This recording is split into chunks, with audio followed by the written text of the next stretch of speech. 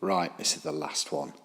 This is the fourth video accompanying the warm-up questions for the paper 2, and hopefully this will be the last video accompanying the question booklet.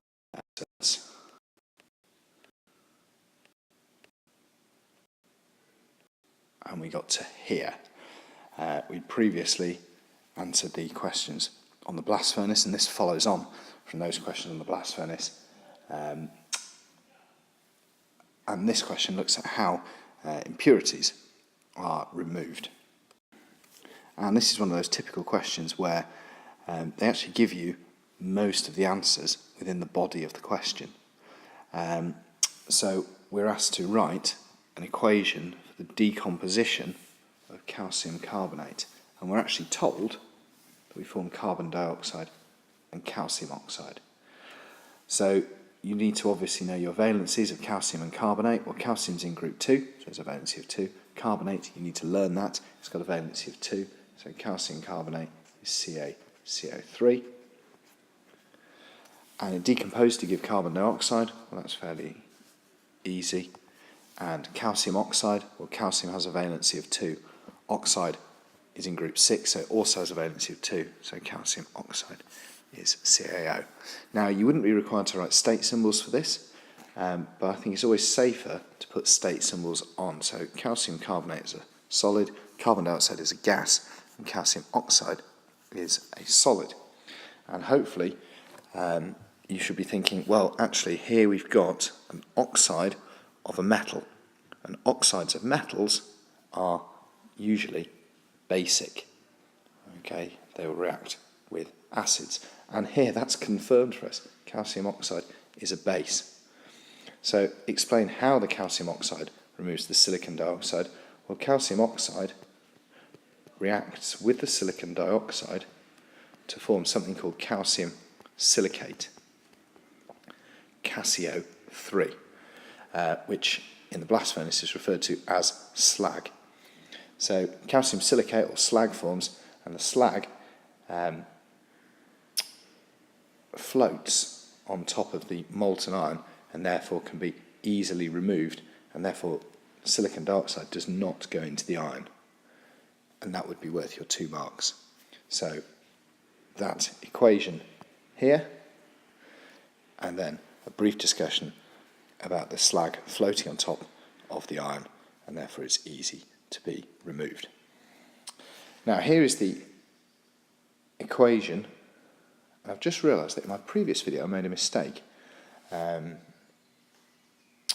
So anyway, I'll carry on. Why is this reaction described as the reduction of iron 3 oxide? Well, a reduction is a reaction where species gain electrons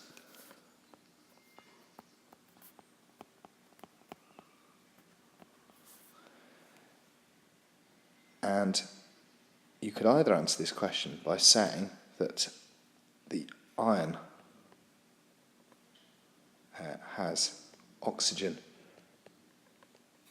removed, or you could say that the iron 3 plus ions in Fe2O3 gain electrons. Okay, either of those is fine. Now here's another organic question, and here you can see that we're producing ethanol from sugar, and that reaction is a fermentation, or it's an anaerobic respiration process. And in reaction 2, we're turning ethanol into ethene, and that reaction is a dehydration reaction, because you take ethanol and you remove water. So you take C2H5OH, you heat it over an aluminium oxide catalyst, and you form ethene and water. And here we've got our ethene, and that's obviously an alkene, and we produce a polymer from that. And when alkenes polymerize, they do that via an addition polymerization process, because when you put the alkene monomers together, you only produce one product, the polymer. You don't produce anything else, unlike in condensation polymerization, where you produce another small molecule as well as the polymer. Right, so what conditions are required in fermentation? So hopefully you spotted that this reaction was fermentation. The sugar needs to be dissolved in water. It won't work with solid sugar. You'd want temperatures somewhere around about 30 to 35 degrees Celsius. Okay, a third condition, which is absolutely essential, is that you would need yeast to be present. The yeast provides enzymes, the enzyme in particular zymase, which catalyses the fermentation reaction. Now you're asked to write a chemical equation for reaction 2, which we've actually already done here. And here they've asked us for the displayed formula of ethanol. Well, C2H5OH is not the displayed formula. With a displayed formula, you need to write all the bonds using little sticks like that. So there's a bond holding the two carbons together. Each carbon needs 4 bonds in total. So we've got H, H, H, H, and we've got O and H, and then we've actually need another H, so we bond to the oxygen here. So each carbon has 4 bonds. The oxygen, because it's in group 6, will form 2 bonds, so there are the 2 bonds for the oxygen, and of course the hydrogens have to go on the end of the chain. Very often you'll see a similar answer, but with the hydrogen in the middle. And hydrogen cannot link 2 atoms together because it can only form 1 bond. So I'm afraid that answer is wrong. And this is the final question, one on electrolysis. Now, electrolysis didn't really feature in the first paper, so I'd expect electrolysis to come up somewhere on paper 2. And this is an old favourite, going back probably to 2007, 2008, and it's showing the electrolysis of dilute sulfuric acid. Now, when you electrolyse sulfuric acid, you produce hydrogen here, which comes from the H plus ions, and you also produce oxygen. And one of the subsequent questions on this is draw how much oxygen is formed. And the actual oxygen formed will be roughly half the amount of hydrogen that was formed. So there's the oxygen formed up there, and that's because when hydrogen is formed, or when one H2 molecule is formed, it requires the gain of 2 electrons. When one oxygen is formed, it releases 4 electrons. Now, if we're looking to compare the two, we should have the same number of electrons being released as are picked up. So if we gained 4 electrons on this side, that means we would actually double the amount of hydrogen formed. So we would have 4H plus 4E goes to 2H2. Therefore, you form twice as much hydrogen as you do oxygen. So twice as much hydrogen as you do oxygen. And you'll notice that the electrodes here aren't actually labelled. And that's the first question here, which when I was marking this the first time round, many students actually missed this question off. And you can see that the hydrogen ions are positive. So they are going to be attracted to the negative electrode. So that electrode is going to be negative. That will be the cathode. And the oxygen is formed from negative ions. And those negative ions are going to be attracted to the positive electrode. Now the next question again catches students out. It asks to give the formula of the species being reduced. So you have to write symbols here. You can't use words. Obviously you'll give words for when it says the reason. But for the formula of the species being reduced. Now, reduction, I often use what my chemistry teacher taught me at school, Leo Ger, nobody else seems to use this, lose electrons oxidation, gain electrons reduction. So which species has gained electrons?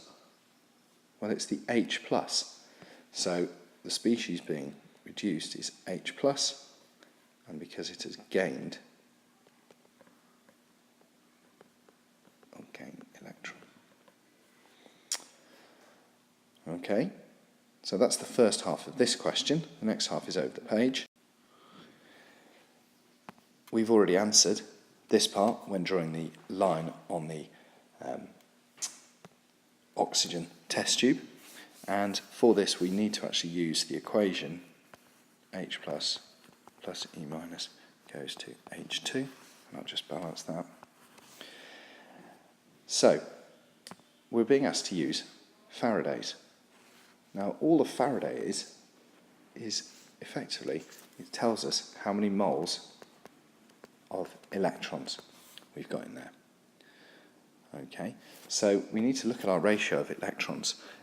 So for every 2 electrons that we have, we make 1 mole of hydrogen. So the ratio is 2 to 1. You'll produce half the amount of hydrogen that you used electrons. So if we have 0.4 Faradays, we'll make half of that in hydrogen. So the moles of hydrogen will be 0.2 moles. Okay, and we then move on to a gas volume calculation, and I would strongly expect that to crop up on the next paper. So we know that the molar volume of any gas is 24 decimeters cubed. Now that means that 1 mole of gas occupies 24 decimeters cubed. Now we haven't got 1 mole, we've got 0.2 moles of gas. So 0.2 of 24 is 4.8. And that's worth 2 marks. And then we can move on to the second part of the question,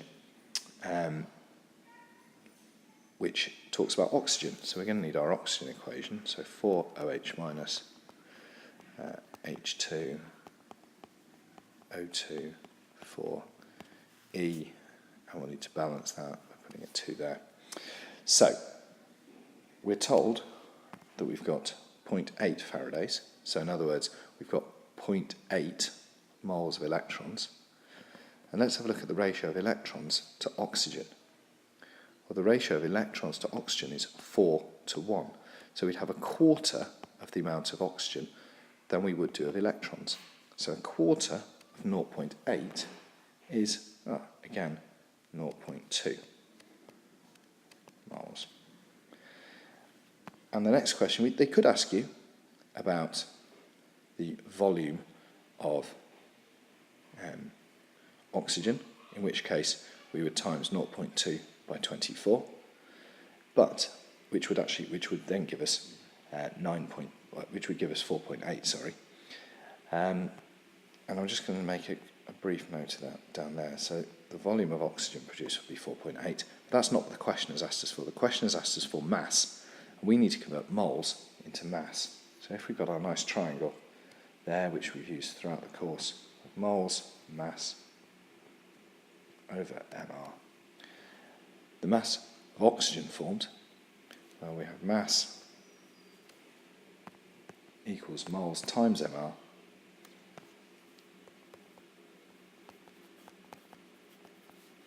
so the moles is 0.2 times by 4.8. If you put that into the calculator, that comes out at 6.4 grams.